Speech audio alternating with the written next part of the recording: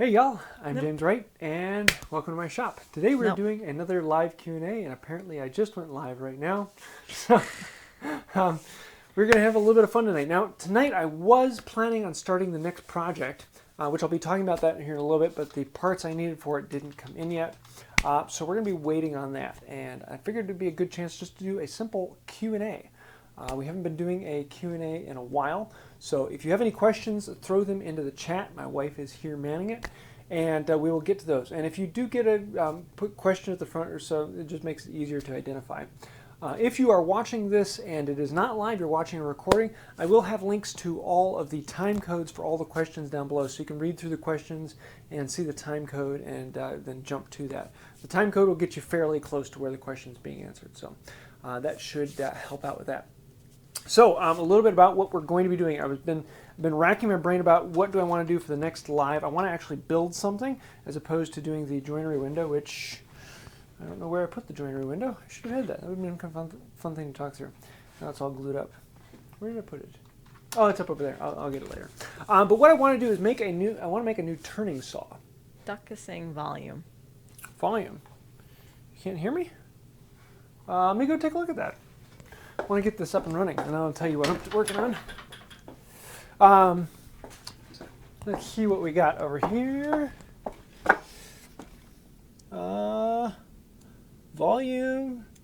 Why am I not getting anything here? Well, now that's weird. Testing. Apparently my microphone is dying. So if you can hear me, let me know. Well, you'll probably hear me because I'm near my wife's microphone.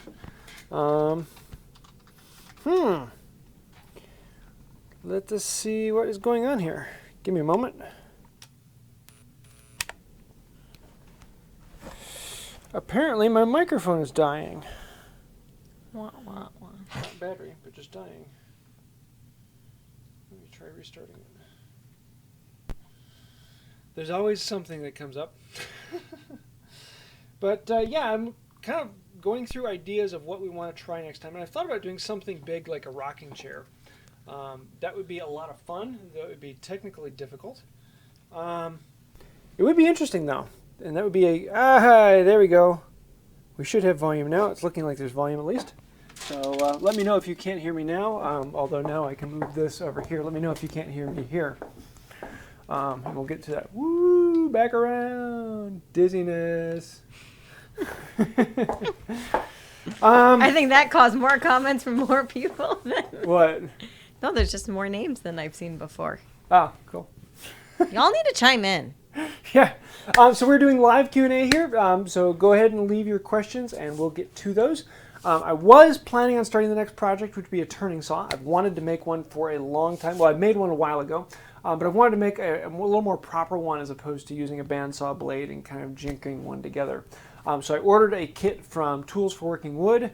It's a Gramercy kit, and I want to make one that's really ornate and carved. And I figured that would make a great live video, and I can do that over the course of several videos. I'll do one video about the joinery. I'll do one video about making the bow. I'll do one video about carving the cross section, and then bringing it all together, and then possibly another video about using the turning saw. So that should be a lot of fun. There was a couple things I wanted to talk to you about particularly, but I don't remember what they are. Oh, yes, I am going to be going to the Best in the West. It is the tool show in Portland, Oregon, and it is the end of August, so about a month away. Actually, less than a month. I think it's like the 23rd. I'll try and leave a link to the thing down below. If someone in the chat can go and leave the link, it is the Pacific Northwest Tool Association, I think is the name of the group. It's kind of like the Midwest Tool Collectors Association, but this Pacific Northwest. And I'm also going to be doing a couple different videos about where to buy tools on the West Coast, because I've heard several other places in California and things like that, and so I actually want to do a compilation, because a lot of people have been asking, I live on the West Coast and I can't find tools anywhere, so we're going to do that. And also, just like a half an hour ago, I was talking with another guy in Texas about possibly going down there. He wants to start a Midwest Tool Collectors Association meet in Texas, which if you live in Texas, you know it's very hard to find tools there. So possibly going down for that and then doing maybe a class down there. Kind of up in the air, possibly sometime in October, November. But that is looking like a lot of fun because there is very little in Texas. So that will be coming up. Texas become an option. Anyways. What's that? Nothing.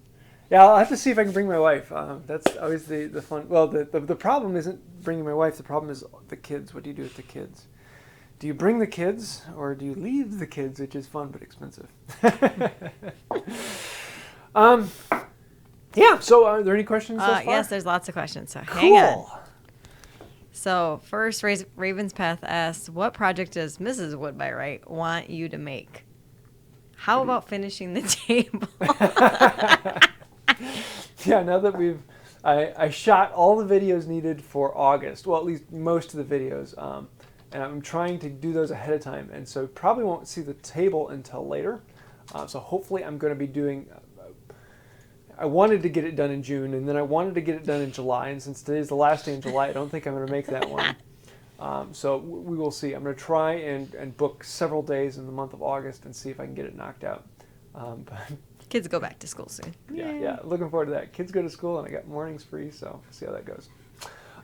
Yeah, what's next? All right, lots of questions regarding videos on bevel down versus bevel up chisel. Okay. Let me actually show a little bit here and what the differences are. One of the things is that it's natural to think when you are working with a chisel, especially from a power tool mindset, it's very natural to keep the bevel up because that is when your force is then in line with where the chisel is going. But from a hand tool perspective, it is very natural to keep the bevel down, and that is a very comfortable way. But there are uses for both of it. So let me kind of show you this and zoom in on this camera. Woohoo! And it's number 2. Here we go. And so you can see here, let me zoom in just a little bit more. There we go. So if I am going bevel up and I'm using the chisel, this is great, but the problem is the further I go, the more it's diving in and the deeper the curl gets. And the problem with bevel up is you don't have much control over it. It's always going to dive deeper.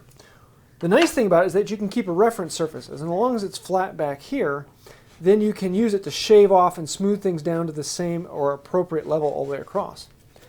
But with the bevel down, the nice thing about it is you get more control. So if I want to go deep here and then I want to bring it up, I can do that. And I can actually scoop out material very quickly. And then I can go down, we can do this backwards. Normally I'd move around, but the camera's on that side. And with it beveled down, I can work in very, very quickly and very, very easily without it trying to force in. Whereas if I do this with the bevel up, I really can't make a good curve. It tends to chop out. It tends to kind of skip as it goes down. Bevel down, more control, smoother cut. And so that's kind of the difference between the power tool and hand tool mindset, is that when the bevel is up, it is a more efficient way to cut because your force is in line with the chisel. You get more force and better strength into it. And that's where, pull this off, that's where a low angle jack is, that's why a low angle jack is so easy to push, because you're pushing more in line with the iron itself. The iron isn't up high and wanting to bounce around. But you get far more control if the bevel is down. And so you actually get to steer the chisel and force it where you want it to go, as opposed to where the bevel wants to go. So from a hand tool perspective, you get far more control bevel down, but from a power tool perspective, you get far more force with it in line. So I guess it's a little bit about what you're looking for. If I'm wanting to reference a surface and keep something flat, then I'm going to be using the bevel up and use the actual chisel as a reference. But if I'm going to be carving or doing something intricate, something where I need a little more control, the bevel is almost always down. And most of the time, if I'm just playing around with something, if I'm actually trying to shape something, I'm going to be using it with the bevel down because I get far more control about what I'm doing. So I hope that answers your question. If not, shoot ahead. But oh, now you got me into carving. Sorry, I got to stop that, otherwise I'm going to keep going. I'm supposed to ask what Darth Dweeb, or tell what Darth Dweeb said, apparently regarding the chisels. Oh, stink, where'd it go? Oh, he says, I find it hard to find a bevel up chisel. All mine are bevel down. Ooh. Well, the problem is you must be in Australia because they have that issue. But if you're in the northern hemisphere, then it's a lot easier to find those. Sorry, I had to. Oh, don't you know those are for the other side of the table? Sorry, what you got next? Okay, hang on. I finally got you back on my screen. La la la. Justin Kelsi asked, would you ever consider assisting in or leading the organization of a tool meet for the South and Midwest region of the U.S., such as Missouri, Illinois, Kentucky, Tennessee, Alabama, Mississippi, Arkansas, etc.? That's quite a range. That's basically an overlap of what the Midwest Tool Collectors is doing. Can you read the first half of that again? Would you ever consider assisting in or leading the organization of a tool meet for South and Midwest? I would love to. What I like to do is actually be kind of the advertisement wing and being able to say, hey, we got a meet, and I'm going to go there, and you want to meet me, come and join me. That's kind of fun. That being said, there are quite a few meets in in all over the place, and Midwest Tool Collectors has those already. So I would definitely say go take a look at that. The name Midwest Tool Collectors is a bit of a confusing thing because it's all over the United States and even in a couple other countries. So there are meets in Georgia and in Tennessee and up and down the East Coast. It's not just the Midwest, although it's biggest in the Illinois, Indiana, Michigan area. But I hope that answers your question. If not, let me know. What's next? All right, Josh Babin asks, could you do some hollows and rounds making videos? I would love to. Let me write these down. Let me see. Because I don't have a good collection of hollows and rounds, and this one, of course, is not set. That means we can set it. I don't know if I'll do that. Yes, I would like to actually do a series on making some molding planes and things like that. It's not something I'm very good at. I don't have as much skill in that, but the only way you get skill is to do it. And so that's one of the reasons why I want to actually do a series on that, because then I can learn. That being said, I do actually want to do a new grooving plane video because I've made 2 other grooving plane videos in the past, and it's basically the exact same thing about how to shape it. It's just with a grooving plane, you make it, a rectangular cut as opposed to a scallop. And so I might be doing one of those in the future. That might actually be a really good live sometime. It's a simple enough multi-step video, so maybe I'll do that. But yes, I do want to do a series on making molding planes. They are very scary things to people, but as with any woodworking project, if you break it down into its components, it's relatively simple.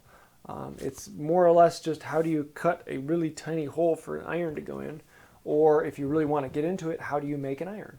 So we'll be doing that sometime in the future. Got a lot of other projects though, so we'll see. All right, Bill Draper asks, talk about a 4 versus 4.5 plane. Okay. Here, let me zoom in a camera here and show you a 4 and a 4.5. And back this up a little bit. There we go. Number 2. So here we have a number 4 and a number 4.5.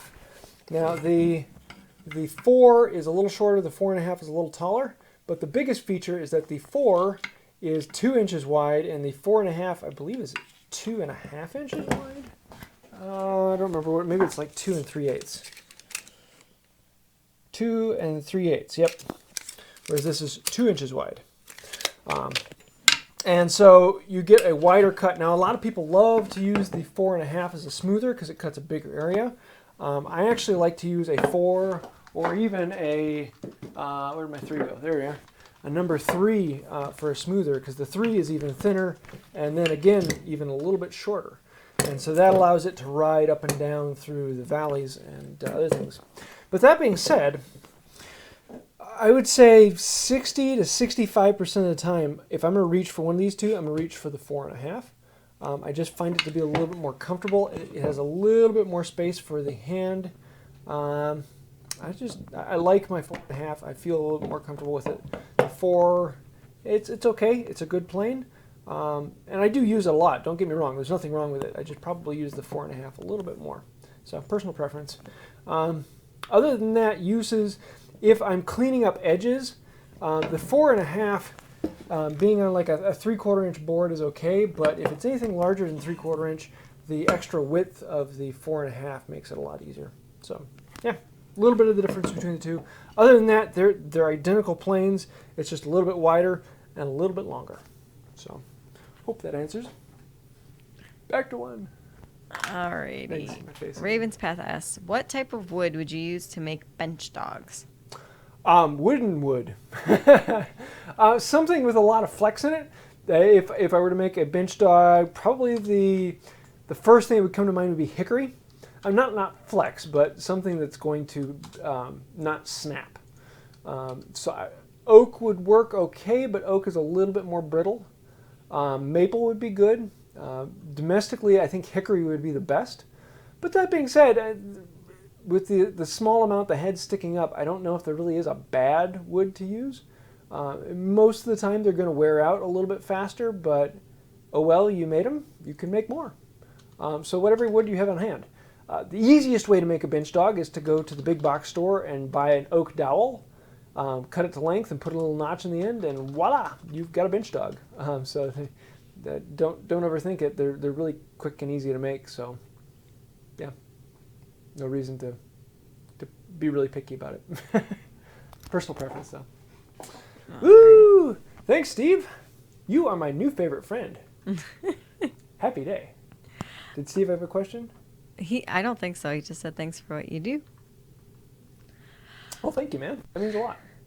And let's see. Jason, I need to do something fun for it. So if you guys have any ideas for Super Chats, something fun I can do. I have another channel that does for live. They actually have the lights changed. They have it programmed so that the lights change if Super Chats come on. Thought that might be kind of fun. I think you should have a Jamesism or something. Yeah. All right. Jason Hoover asks, tell us about your stickers. My stickers, I have a sticker wall over here. Let me go back to 2. And you can see my stickers. I've got a collection. I've been putting up stickers since I started, and when I first started, I did a weekly shop update. It kind of got annoying over time, but part of the shop update was the sticker wall, and I'd mention any new stickers that I got. And so probably this board and half of this board I did that, and then I just started getting too many stickers, and so I kind of stopped that. And you can see how they've overrun onto my electrical panel, and now they're over there, and soon I'm going to have to find another place to put them. Stickers, so yeah, a lot of good channels out there. So send James your sticker. Yeah, so if you want it up there, go ahead and send me a sticker. I'll put it up. All right, let's see. Devinder Khokher. Card scrapers. Please make a more recent video for it since your production quality is so much better now. I've got a lot of videos that I want to update. And actually the video for Thursday, one of the very first videos I ever made in how-to was how to rip a board. And this is an exciting thing for me because I just kind of gotten to the point where I felt like I was really comfortable with ripping a board and following a straight line. But at that time I didn't have a saw bench, so I was still putting the board vertically in the vise and ripping vertically, which works really well. There's nothing wrong with it. It's just a different body mechanic being up here as opposed to bending your body over and being down here. So a very similar thing. But my video quality was just atrocious. It was one camera from one angle, no microphone, just talking through long distance, and everything sounded like this. It was really bad. So I redid the video this last week, and I'm really happy with how it came out, so I'm looking forward to that coming out. And there's a lot of other videos I want to do that. Making a card scraper is definitely one of them. I'd like to have that out. Let's see, where is it? Because I have a video on making this card scraper. It's a gooseneck. That was a lot of fun, and so they're really quick and easy to make, and so maybe I should do a quick and easy video. That might make a good live. I call it an apostrophe, but anyways. Yeah, it's actually kind of a sad gooseneck because this is actually the official shape of a gooseneck, and mine is more like. Yeah, I should do a video on Yeah, because everyone's got to do a video on sharpening a card scraper. There's so many videos out on sharpening a card scraper because there are so many different ways of sharpening a card scraper. And I don't think I even have one particular way that I sharpen a card scraper. Every time I grab it out, because I like experimenting and playing with different things, so it'd be kind of fun. Maybe I could do a video on 10 different ways to sharpen your card scraper. All right, Duck asked, what's your favorite part of editing and finishing it doesn't count? I have a lot of different... Editing is kind of a weird thing because it's something I kind of enjoy and kind of like, I gotta go edit something again. I really like doing the color balancing, especially with the most recent videos that I've shot, which the first one of those will be coming out on Thursday, working with Luke and him shooting in a very wide dynamic range in a very flat image type, so I can actually go through and play with the coloring. It's really nice. I like that. I like picking out the music. Anytime I do an artistic video and kind of tie something into the music, that's a lot of fun. I think those are my two biggest favorite things. I don't like the actual cutting clips together, and that's just kind of a boring part. But yeah. So back to the super chat because I had to get caught up on my reading, and Steve and Duck say you should do a happy dance every time a super chat comes. No, you gotta do the finger thing. Oh yes, I don't have any dancing capability in my body except for in my right index finger, and I can really work it out with that. Fancy moves right here. All right, let's see. We talked about card scrapers. We talked about bevels. Samuel Wise asked, how do you make your wood finish? How do I make it finish? I get out a whip and I snap it into place and I make finish, you stupid thing. I have a video on making my boiled linseed oil. I actually have a couple videos on it because the guy I used to buy it from, he was kind of picky about it because making boiled linseed oil can be dangerous, and he has some really, really expensive equipment for making it. And he makes it for himself, and he doesn't sell it to anyone, and he's kind of picky about that. But he made it for me, and really good friend, but he hasn't done a batch in a while, and so I made my own. And I did it the dangerous way. You have to be careful. It is a very sensitive thing because this does combust. The oil in itself does not combust, but you actually boil it and bring it up to temperature. I also have a video on making bleached linseed oil, which has very similar properties to boiled, but it's much safer. You just put it in the sun and it takes care of itself. And so I do have those videos. I also have a video on making paste wax. So those are the most common finishes, but I'd say like 80, 85, maybe 90% of what I do is finished with boiled linseed oil and paste wax. I like it for all of my hand tools, anything in the shop that I hold on to. It's a fantastic finish that feels good. It's not a very protective finish, but it is my favorite for how things feel. Uh-oh, I got a happy dance again? Thanks. Who is that? Devinder? I'm going to butcher your name for this, okay? Devinder Khokher? He just answered his question. Khokher? Cool. I don't know. My wife's better at it, but I'll do the happy dance again.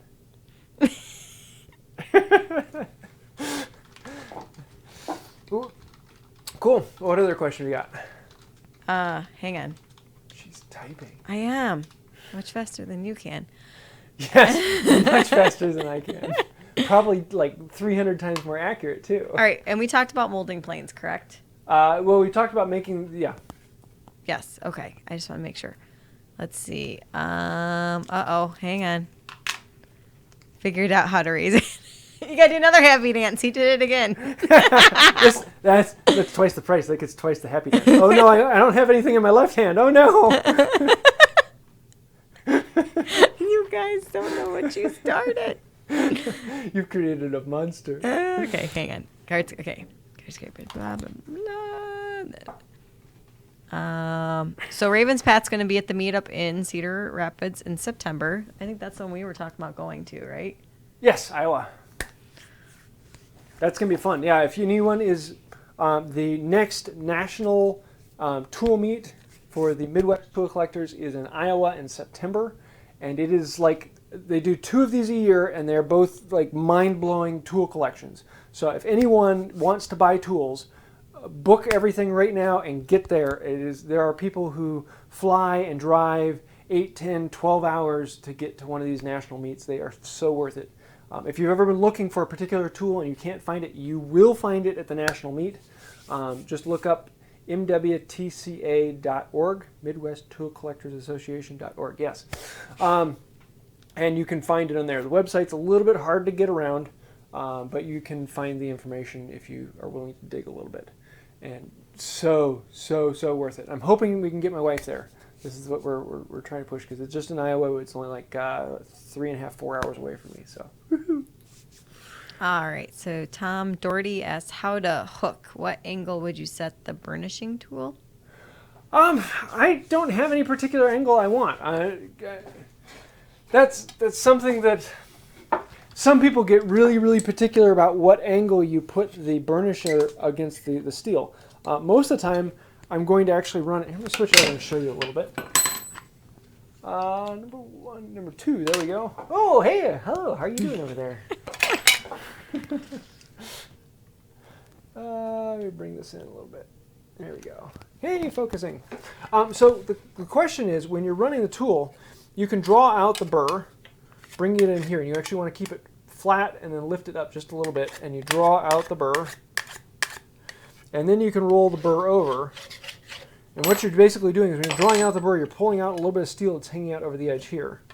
And then I run the burr over this way, and that takes this burr and hooks it back around.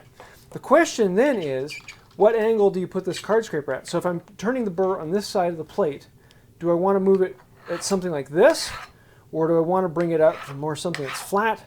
Honestly, it really doesn't matter, because all that does is change the angle that your plate is at. So if it's flat, then your angle is up a little bit higher than your usable. If you turn it down lower, then you turn your plate down like this. And so you can get a very different hook on there depending upon what angle. And let's see, where's the hook right now? The hook right now is right about that angle. And so it just depends on how you feel with the card. Do you want to use it high angle, or do you want to move it down? And it really doesn't matter to me, because I've gotten fairly flexible at whatever angle. And I just feel the burr, and then my arms lock in at that angle, and that's where it's at. So I've not gotten picky about what burr I think if anything, I've got it like 10 degrees. I think it's probably about where I shoot most of mine, but there really is no good, bad, or best way or angle to turn the burr at.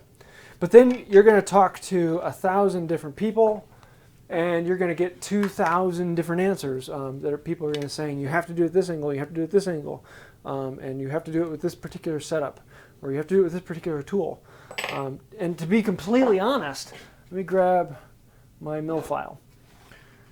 You don't actually need a burnisher if you don't mind having a slightly rough burr. If you just take the card and you run it up against your file, so it's 90 degrees to the file, and run it on there a few times, you're naturally going to have a burr wrapping around. And for a long time, actually, I never used a burnisher. I just did that. Now you're going to get a slightly ratty file, a ratty burr. It's going to be a very strong burr that lasts a long time, but it's not going to give it a perfectly clean and smooth surface. But it's a very quick way of doing it, so I'll just keep this on my bench and run it up and down. So if I'm just removing tear out and getting rid of some material, I'll do it with that. And then I'll come back in with my burnisher and I'll detail out a really nice clean burr, and I'll get my final finish curl with that. So what angle do you want it at? Whatever angle you want.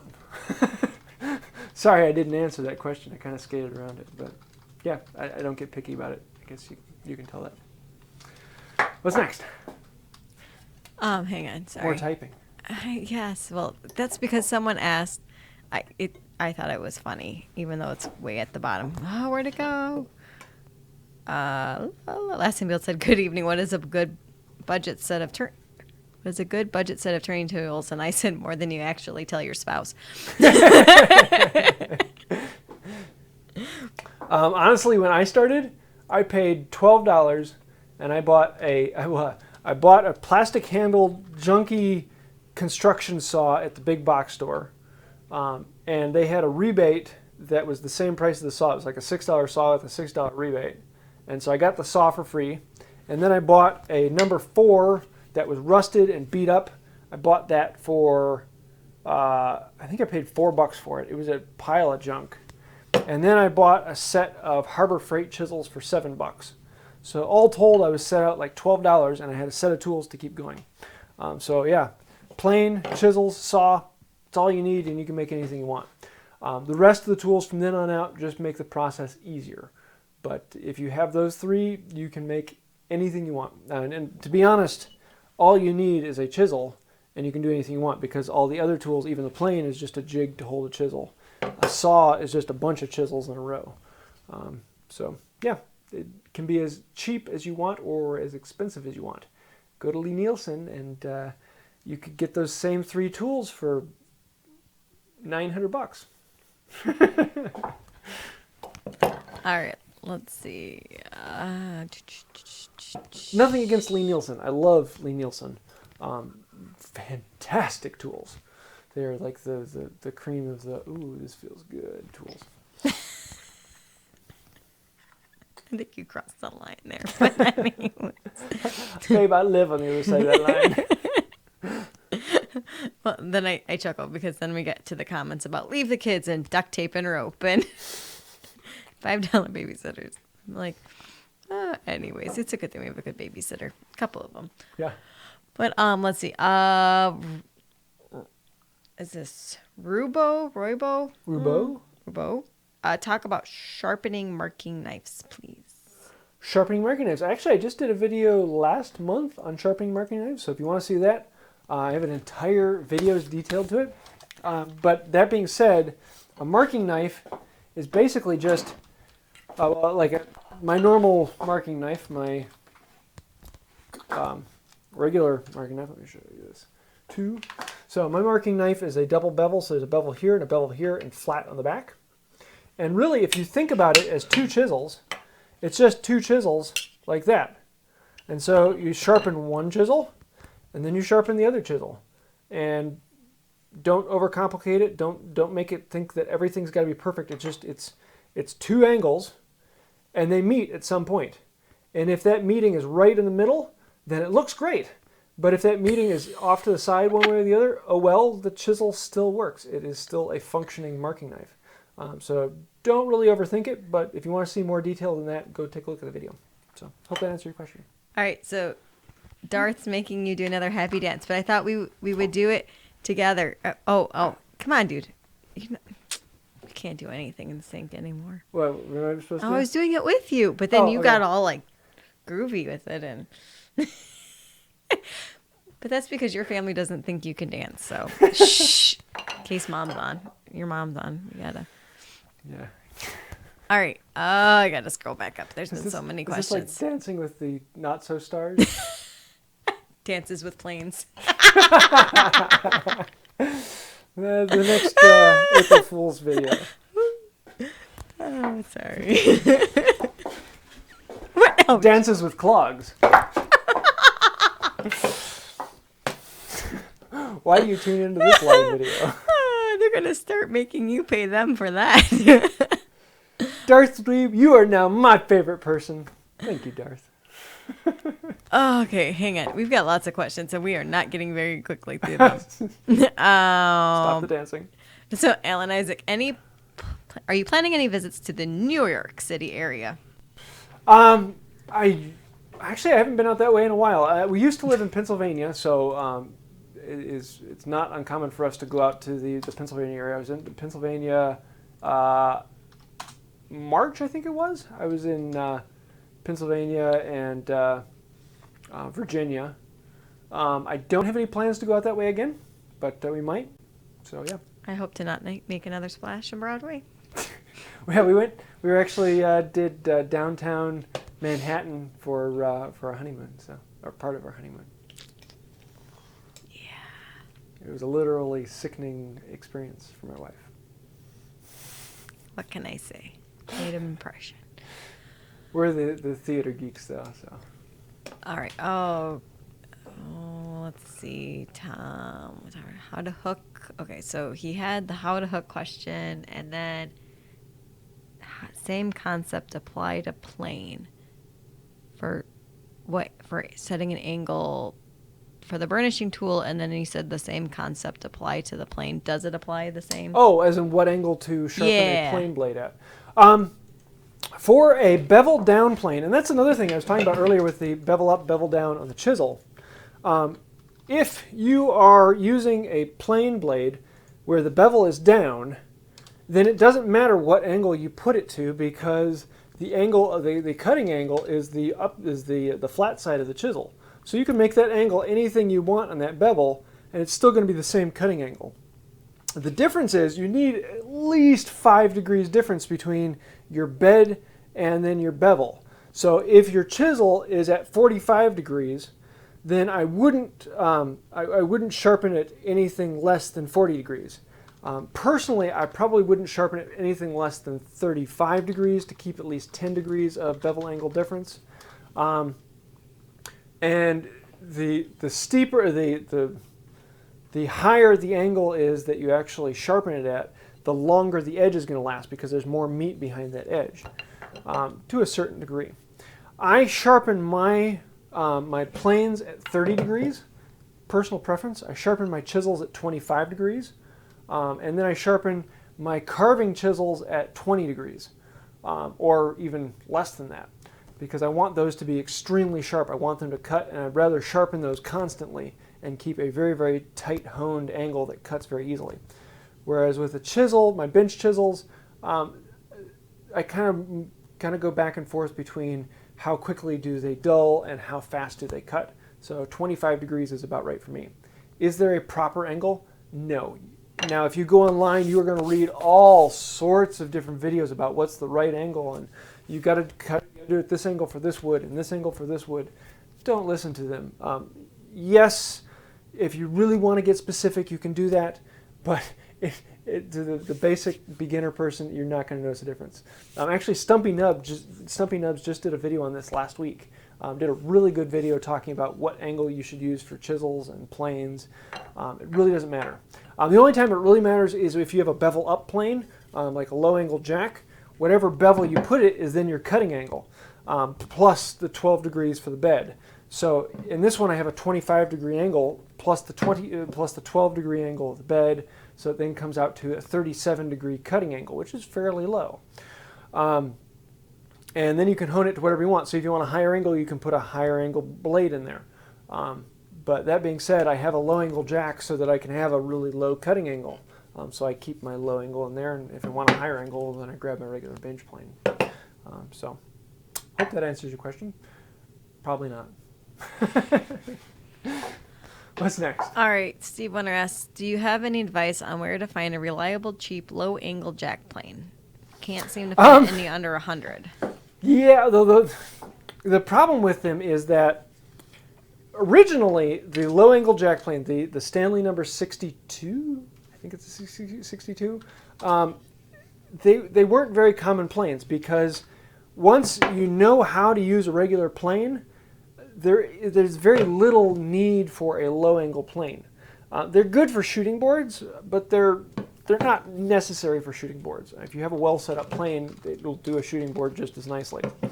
Where these come in really handy is originally doing like butcher blocks. They'd be end-grain cutting boards. So you'd have these old butcher blocks that would be 2 foot by 2 foot with large grain on top, and so you'd have all this end grain coming up. And these will do it, but a low angle plane really shines. And so that these were kind of marketed to doing butcher blocks. And they are fantastic for butcher blocks. They are the plane you want to use if you're planing off the top of a butcher block. But not too many people have butcher blocks to plane. So these weren't a very common plane back in the day. Well, nowadays, we are a very power tool focused society, and this really makes a lot of sense to the power tool person because, again, it's bevel up. And everyone's like, ooh, I've got to get me one of those. And there's a lot of people who absolutely love these, and they're great for beginners, and there's so many other bonuses that are actually really good about them. And so these are becoming really popular. So a plane that didn't exist very often back then is now in high demand. So there aren't very many of them to begin with, and now they cost even more than buying a new one. So it's hard to find an old Stanley 62 for less than like $150. They're incredibly expensive. So that being said, there really is no cheap way to buy a low-angle jack. I got this one, a Stanley, the Sweetheart series. This was actually given to me by a friend out east. Really cool guy. Thanks, John, if you're watching again. And this is honestly the one I suggest because it's cheap. There are some cheap components on here. I think it's like $120 now. But it's probably going to be the cheapest low angle that I trust regularly. I really don't know of a source where you can get one cheaper than that because all of the antique ones are crazy expensive and most new ones are more expensive than this one. So yes, this is what I suggest, the Stanley Sweetheart low angle. There are some cheap things about it that you kind of got to work around. Is it the best plane in the world? No. With a little tune-up, though, it works fantastic, and it will last you for a long, long, long time. Probably the rest of your kids' lives, too. So we'll see about that. Depends on what they do. Sorry, you got me down another rabbit hole. All right, so let's see. I like rabbit holes. Yeah. 63 degrees north. Hi, James. Regarding plane restorations, have you ever tried removing shellac from plane totes and knobs using denatured alcohol? I have not.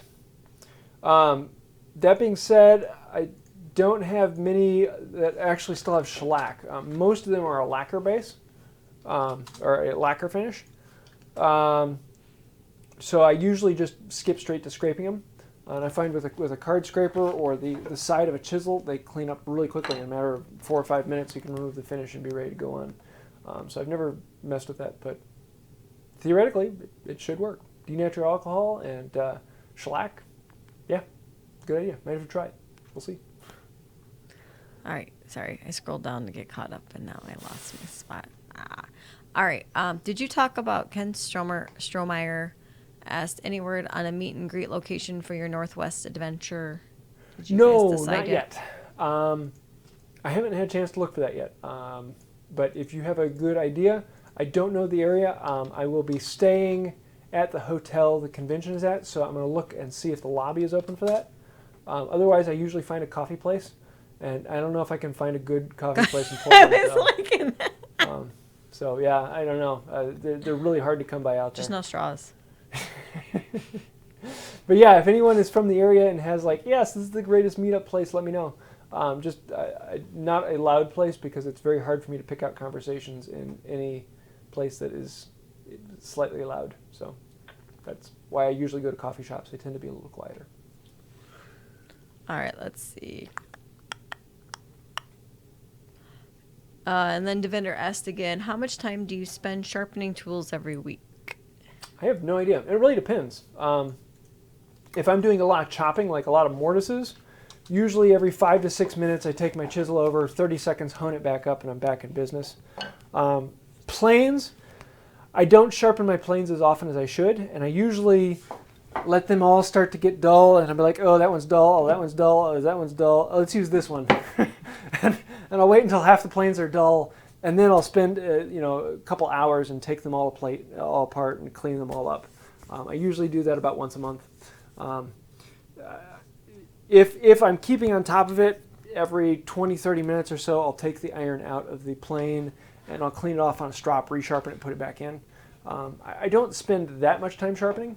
About once every 6 months or so, I go through most of my saws and I'll take a day and I'll sharpen most of the saws. Average saw is usually 30 minutes a piece. So if I do 4 or 5 saws, I've spent a couple hours on it. But yeah, an average plane sharpening for me, I usually sharpen them every 30 minutes worth of use. And sharpening for me is 5 minutes, if that, to do a full workup on it. If I'm just cleaning it up on a strop, it's 30 seconds to a minute. Chisels, rarely do I ever. They don't take any more than 30 seconds because it's just freehand. You put it on the plate, scrape, scrape, scrape, and strop, and it's done. So I spend more time sharpening these because I sharpen them more often because it's just easier to do. So don't know if that's the answer you're looking for, but that's what we got. All right. Tall Texan said I skipped his question, and I did. It got mixed in. Texan. So now I'm going to ask. What piece of furniture would you recommend making first if you wanted to start selling furniture? Slab top items are actually fairly quick, unless your name is James Wright. They're relatively quick, and they're a little bit more cost up front to you because buying a slab is fairly expensive in comparison to buying just straight lumber, but relatively quick production time. So I would definitely say look into that. Like slab top coffee tables, fast and easy to build out. The Craftsman mission style is actually a fairly easy way to do because it's a lot of square joinery. It's a lot of simple tenons. Those go together fairly quickly and are fairly easy, and a good time saver. Windsor chairs. Once you get the system down and you know what you're doing, those are actually pretty quick to make because they're just the lathe process and attach them together. Relatively quick in comparison to a lot of other chairs. You got to find your own groove. You got to find what you are comfortable with and what you like to work with. So it's not something I can say, this is the way to go, because everyone's going to have their own taste and their own design and what they like and what they're comfortable making. So something you got to find. So hope that gives you some ideas. All right, let's see. Trying not to skip questions. Todd Brill, can you use a scrub plane to help flatten a split log, or maybe there's a better tool? Oh yeah. I have a video called Free Lumber, I think it is. It was something like that where I got some logs off of Craigslist for free and hewed them up with a axe and wedge, and then brought them down to the shop and used a scrub plane to flatten the wood. And I actually have like 60 board feet of oak over here drying from that video, and I'm going to be doing a project here soon showing how you can make lumber from basically nothing that you found alongside the road. And yeah, scrub plane is a quick way, especially if it's green. Cleans up really fast with the scrub plane, really easy. All right. Mike Alan Templeton asks, do you ever sell tools you find during picks? Find during picks? I'm thinking when you go to the tool meets, maybe. Do I ever sell tools? I don't know. Is that what what, can you read it again? It says, do you ever sell tools you find during picks? No. If the Midwest Tool Collectors meets or the one of the meets I go to, if you're a member and you cannot go, then I will buy tools for you. But you have to be a member to buy tools there. So I unless there's some mitigating circumstance or there's someone I'm going to buy a tool for and give it to them, I try not to do that. But other than that, there aren't a lot of things that I do that. I do buy a lot of tools. If I get a really good deal on a junky tool, I'll restore it, get it up and running, and then give it out to people who are getting started in it. And I've got a pile of tools ready to restore and do that for. So every now and then, if I see someone with a need, I'll throw a tool at them. It's a good way to... Well, it depends if they're stopping by. Then yeah, catch. I try to give back to that because when I first got started, there were several people who were very beneficial in getting me up and going and gave me several tools, and I want to keep that going. So yeah. Alrighty. Okay. Brad Lewis asked a question. I know we talked about molding planes. Let's see. Have you ever done a vid on them, how to use them, and how to sharpen them? Have we covered all of that? I've never done a video on how to sharpen a molding plane particularly. I have done a video on how to sharpen a Stanley 55 iron, and I went through several of them with the scallops and things like that. So it's basically the exact same thing. The nice thing about a Stanley 55 is you don't have to match it to the sole of the molding plane because there really is no sole on a Stanley 55. So I want to do a video on that. And I want to do a bunch of videos on molding planes, but I haven't gotten there. So someday. There's a lot of videos I want to do something about.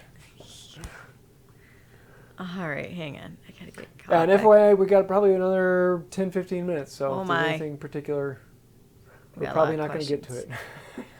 Okay, let me see if there's. Okay, favorite brand of chisel? Two Cherries? No. No, Well, if you're talking about bench chisels, I don't really have a favorite brand. because I mean the ones I have on hand, the ones I'm probably going to be using for years and years to come, are these ones from Aldi's. I really like them. They're good. I like Nerix. They're good chisel, decent price. I'm not a fan of socket chisels. I know I'm going to get a lot of hate mail for that, but I'm just not. Socket chisels do not appeal to me, and so therefore I'm not a huge fan of the Lee-Nielsen. They're good chisels, don't get me wrong. They're really good chisels. It's just not personal preference. Everyone's going to find something different that they like. Now, if we're talking about carving chisels, probably my favorite is Pfeffel. Lifetime warranty, good chisels. I really like them. Right behind them is Two Cherries. I really like Two Cherries. Very affordable, good chisel, good quality. Most of my chisels are Two Cherries. I really like them. If I said I really like Two Cherries, they're just a good price for a good quality carving chisel. So, and they do make good bench chisels too. Really good bench chisels. All right.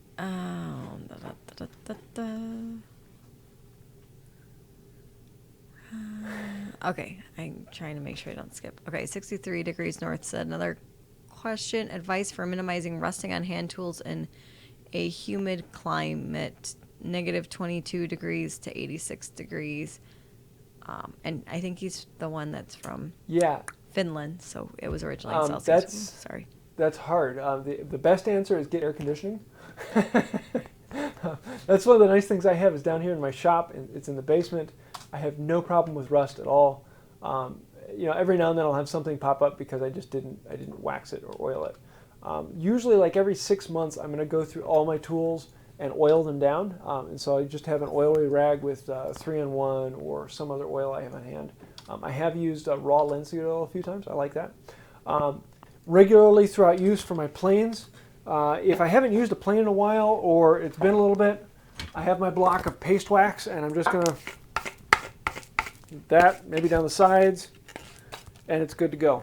And same thing with the saw plates. Every now and then I'm just going to run that down there and add a little bit of wax to it, and then as I use it, it runs that wax up and down the plate, and that wax and oil getting in there are going to protect it over time.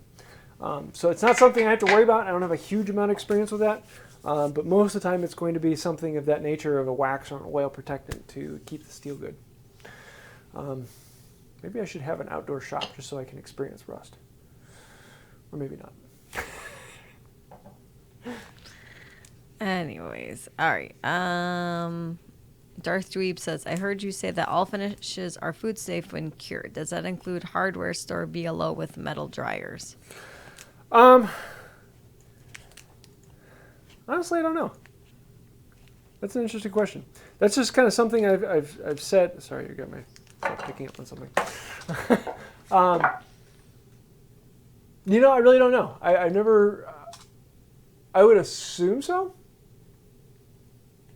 but I've never tried it. I don't know. I'll have to lick it and find out. I think I'm thinking more of the evaporative finishes, like your shellac and your varnish, your polys. And food safe is such a wild term. Everyone's going to have a different definition of what is food safe. So, everything is food safe until it kills you. But most of the things that people have problems with food safe are only not food safe in California. So I really got to get away from calling something food safe, particularly because everyone has a different definition for it. I'm pretty lax. I'm okay with a lot of other things. Would I put store-bought BLO on a food item?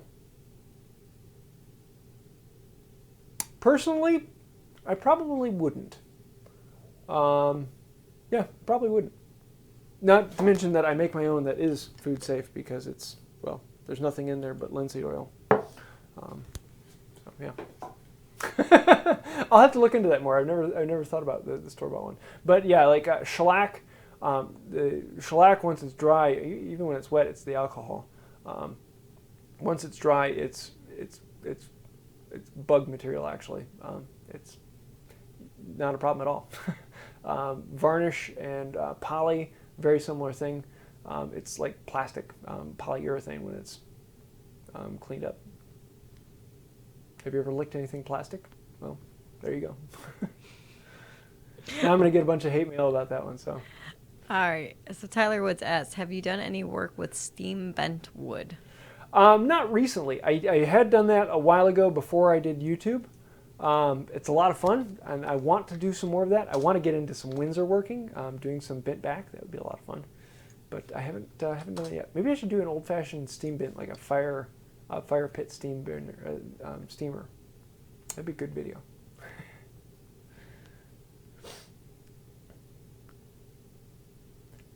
Oh, okay. They keep too many questions. Too many questions. Sorry, and if any of you, if I don't get your question, you really want me to answer it, feel free to send me an email. You can find my link on my website, and you can get in contact with me there. All right. I might do a Q&A in between each of our builds in the future. Yeah. Jeremy 173225 asked, can you talk a little about your frame saw and what you normally use it for? My Roubeau style frame saw right here. That is great for resawing. Big saw, big teeth. I think it's 4 or 5 points per inch. That sucker cuts through wood like you wouldn't believe. It is a very efficient way of cutting. And I'll use that for any time I need to cut something any thicker than like 2 inches. I'll probably pull that out. Before I got my saw bench, I actually used to use that all the way down to like 3/4 inch, and I'd put my boards up vertically, and I'd use that to rip boards down. But now that I have a saw bench, it's just as fast for me to go with a regular handsaw. Unless you're talking about this one, which I recently acquired. This is a bow saw that I want to do a couple videos on. Very similar design, except for this one I can rotate the blade and cut horizontally. This is, some people refer to them as continental saws, because when back saws took off in England, these were fairly common in the continent of Europe. So yeah, I'm looking forward to playing with one of these. There's a name on this one, because this one was store-bought. Will Fuchs. It's German. Uber? Jer? You can barely read English. I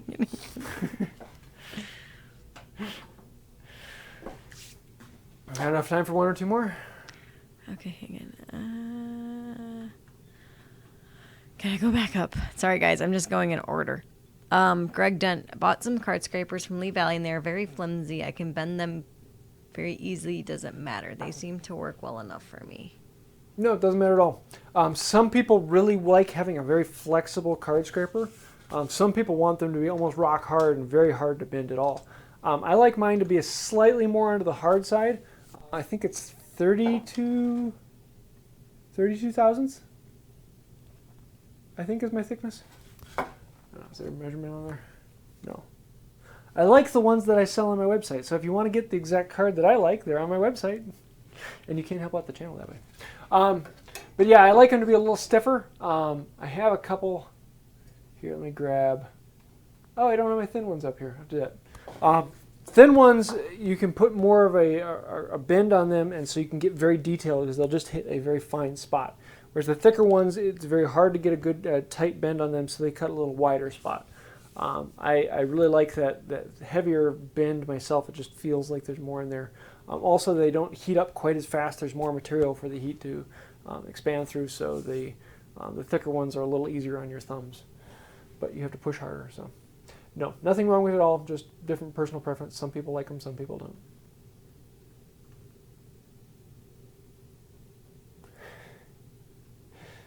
All right, hang on. Someone said I missed a question. I want to make.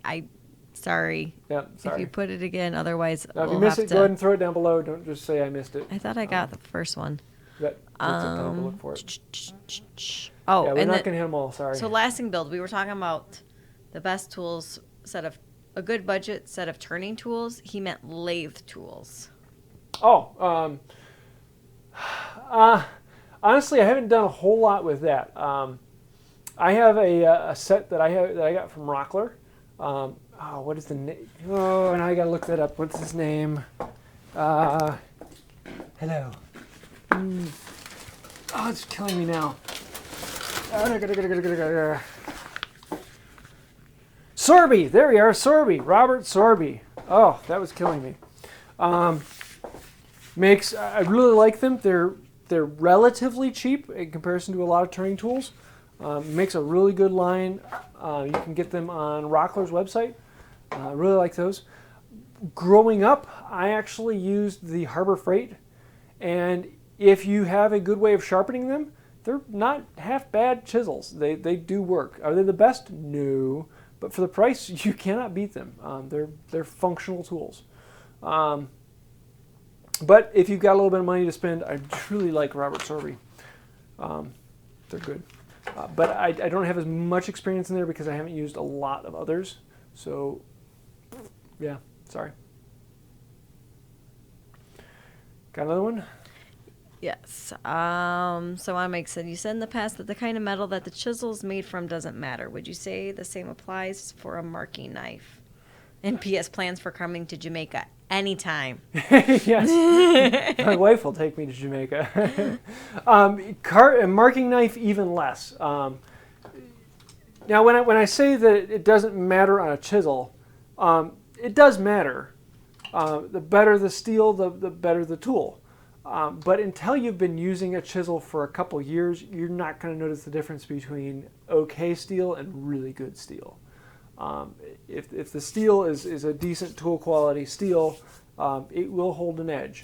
A really good steel will last longer, but it's a difference of a few minutes in average woodworking time.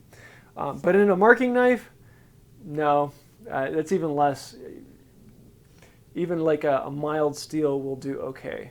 Now I'm going to get a bunch of haters on that. Yes, mild steel is going to dull quickly. I know, but it will still mark wood. So it doesn't have to be perfect. Now I do like a good tool steel because I do often use my knife as a knife in cutting some fibers. And so having a good steel is better, but it doesn't matter nearly as much as a chisel, which doesn't matter as much as people expect it to. So yeah. Don't worry, it's not bad. Got one more? Oh, yeah, hang on. Every time I think I've gone in order, I feel like more pop up. And I'm sorry if I'm skipping them. Yeah, we'll probably only do one or two more, so don't worry. Some of them are all on the same topic, and so I'm trying to find ones that are not on the same. Sorry, guys. Yep.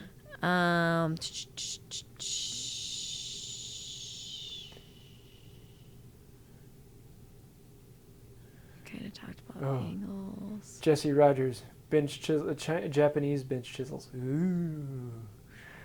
Japanese chisels are a lot of fun to use. Are they any better? Different personal likes, but they're a lot of fun to use. They're a lot easier to flatten the back because they got the I forgot the technical term where they gouge out the back, but they are fun. All right, so Sam Lee asked, what kind of paint do you use for restoring your hand planes? I have my great-grandfather's Bailey No.5, and I'm curious what to paint it with. I just use a cheap Rust-Oleum. I'll use a Rust-Oleum etch spray can to do a primer, and then I'll hit them with a Rust-Oleum metallic blue that I like. Is it the best? No. But if you know anything about my channel, I'm not searching for the best, I'm searching for fun. And yes, there are some spots where the paint has chipped or dinged off. Oh well, they're using tools. So I don't have as much of a problem with that. And it's really not that bad. There's only a couple spots on the tools that I use regularly. So, yeah. Nothing special, just the cheap stuff. One more? All right, one more. She's chewing. I am. I've gone up and down this chat. So, all right, Ravenspath. Any collabs coming up? Yes, actually there are. I've got something I want to show you then. Now this is just for the people who've been sticking around this long and really want to see something special. And this is very, very special. So let me get the closer video on here and show you these two things. This is a video that I'm going to be doing with, oh no, I've forgotten his name. Name forgetting. Burley Woodworks, there we are. He's in Europe. and he is a fantastic woodworker. Metalwork, well, he does woodworking too, but he made these Damascus steel dovetail chisel and whittling knife. They're absolutely gorgeous. Let me zoom in a little more and show you these. And they're just beautiful. And so I had this piece of live oak that I put on there, and I'm really, really happy with how those came out. So that's a live video that will be coming out in the next few weeks. And we're actually going to be giving away this whittling knife. So Damascus steel with the live oak, which is just beautiful. We'll be giving this one away, so keep your eyes open when we do those videos. But yeah, that one's coming out, Burley Woodworks. I've got a video coming out with East Coast Craftsman. Really sweet channel. I'm looking forward to that one. We're going to be doing a chest set, which I got to get on that. I really need to be working on that project here soon because we got to build. He's going to be doing one in steel. I'm going to be doing one in wood. And then I've got a few others coming down the pipeline. I do like doing collabs. And if there's any particular channel, let me know. Or if any of you have a channel and would like to collab, let me know. Ship me an idea. Well, maybe we'll do it. So one more happy dance for the night from Judy Grass. Happy dance. Who is that? Judy Grass. Judy Grass. Yep. Thanks, Judy. Happy dance. Happy dance. Happy dance. But come on, you got to get both angles. Come on. What's that? You got to get the angles. You can't just bounce. You got to get the whole angles too. Oh, jeez. Thank you all. This has been an absolute fun. We will have to do, I used to do the lives every other month, and then we started doing this, so it's been like 3 or 4 months since we've done a Q&A. So if I didn't get to your question, I'm sorry. We can't get to everyone because, as you can see, there are a lot of questions on here. And if you do want to send it to me, let me know. And I will or make it a super chat, and then you're guaranteed to get your make question. it a super chat. It comes up. I will answer your question. So this has been kind of fun. Yeah, we're going to be starting the turning saw next week. So if you want to follow along with that and make your own, you can pick up a turning saw kit from Mind Blowing Again, Tools for Working Wood. And we'll be working on with that. So it'll probably end up being 3 weeks long where we'll do that. Maybe 4. We'll see how that goes. And then I might be doing a bigger project once we finish that. We'll see. But yeah, that's about it. Anything before I go? Nope. Cool. Well, there's always more, but you know. So until next time, have a wonderful day.